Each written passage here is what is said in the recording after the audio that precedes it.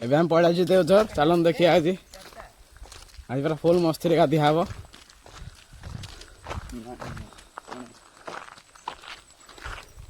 ଏ ଭାଇ ଦେଖି ନହେଲେ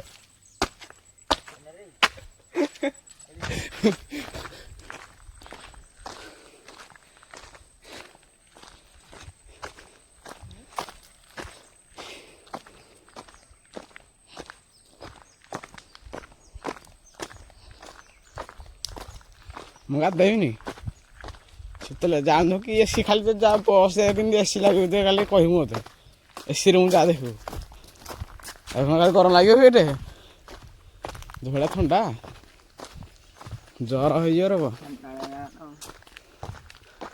ଆସିଲେ ନାଇଁ କିରେ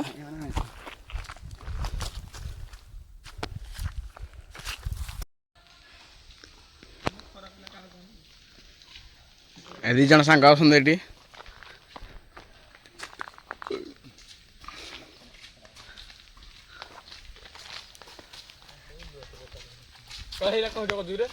ଆଗନ୍ତି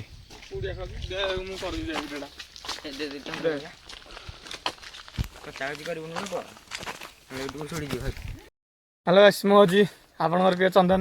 ଆଜି ଆମେ ବୁଲିବାକୁ ଯାଉଛୁ ଦେଓଝର। ଦେଖ ଏଠି ଦେଓଝର ବାଟର ରାସ୍ତାରେ ଯାଉଛୁ। ଆଜି ବହୁତ ଏନ୍ଜୟ ଆଉ ମଜା କରିକି ଆସିବୁ ବୋଲି ଭାବୁଛୁ। ଆଉ ଏଠି ଦେଖ ସାମ୍ପୁ ତେଲ ବି ନେଇକି ଯାଉଛୁ ଗାଧୋଇବା ପାଇଁ। ଦେଖ ଆମର ଇଏ ହେଲା ସମୀର ହେଲେ ଧୁବେ ବାବୁ ଇଏ ହେଲେ ଲିଟଲି ସିଦ୍ଧାନ୍ତ ଆଉ ମୁଁ ତ ଜାଣିଥିବି ଆପଣ କିଏ ଆଉ ହଉ ଚାଲନ୍ତୁ ଦେଖିବା ଆଗରେ କିଭଳିଆ ଦେଓଝର ହେଇଛି ଆଉ କି ନା ଗାଧେଇବୁ। ଦେଖନ୍ତୁ ଫାଇନାଲ ଆମେ ଆସିଲୁ ହାରି ଦେଓଝର। ଦେଖନ୍ତୁ ଆଉ ଅଳ୍ପ ବାଟ ଅଛି ଦେଓଝର ପହଞ୍ଚିବାକୁ।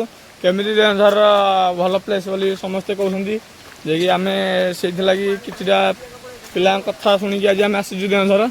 ଦେଖନ୍ତୁ ଫାଇନାଲ ଆମେ ଆସି ପହଞ୍ଚି ଗଲୁ।